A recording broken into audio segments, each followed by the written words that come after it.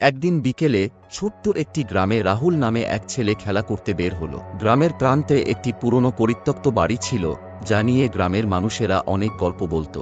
বাড়িটিকে সবাই ভুতুড়ে বলে মানত, তাই কেউ কখনো সেখানে যেত না। কিন্তু রাহুল ছিল খুব কৌতূহলী। সে ভাবল, যাওয়া যাক, দেখা যাক বাড়িটা সত্যিই ভুতুড়ে কিনা। সাহস করে সে বাড়ির ভিতরে ঢুকল। ঘরটা ছিল অন্ধকার এবং ধুলোময়, আর রাহুলের মনে একটু ভয় ধরল। কিন্তু সে সাহস হারালো না, বরং সে ভেতরে চলে গেল। হঠাৎ একটি হালকা আলো দেখা গেল। রাহুল কাছে গিয়ে দেখল একটি ছোট্ট ভূত তার সামনে দাঁড়িয়ে আছে। ভূতটা দেখতে একদম সাধারণ বাচ্চার মতো, শুধু তার শরীরটা হালকা নীলাভ। রাহুল প্রথমে ভয় পেলেও ভূতটি হেসে বলল, ভয় পেও না, আমি তোমার বন্ধু হতে চাই। রাহুল অবাক হয়ে বলে, তুমি কি সত্যিই ভূত? ভূতটি আবার হাসি দিয়ে বলে, হ্যাঁ, আমি ভূত, কিন্তু আমি কারো ক্ষতি করতে চাই না। আমি শুধু এখানে একা থাকি এবং কারো সাথে বন্ধুত্ব করতে চাই।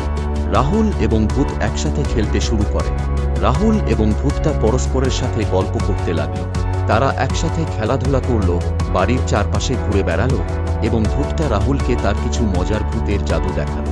রাহুল বুঝতে পারল যে ভূতেরা সবসময় ভীতিকর নয়, তাদেরও বন্ধুত্বের প্রয়োজন হয়। সন্ধ্যা হয়ে এলে রাহুল বাড়ি ফেরার আগে ভূতটাকে বলল, তুমি আমার সেরা বন্ধু, আমি আবার আসব এবং তোমার সাথে খেলব। রাহুল বাড়ি ফিরে এলো, আর গ্রামের সবাইকে সে শিখিয়ে দিল যে আমরা যা শুনি বা যা দেখে ভয় পাই, তা সব সময় সত্যি নয়। মাঝে মাঝে সাহস করে এগিয়ে গেলে আমরা নতুন বন্ধু পেতে পারি, এমনকি তারা ভূতও হতে পারে যারা আমাদের বন্ধু হতে পারে।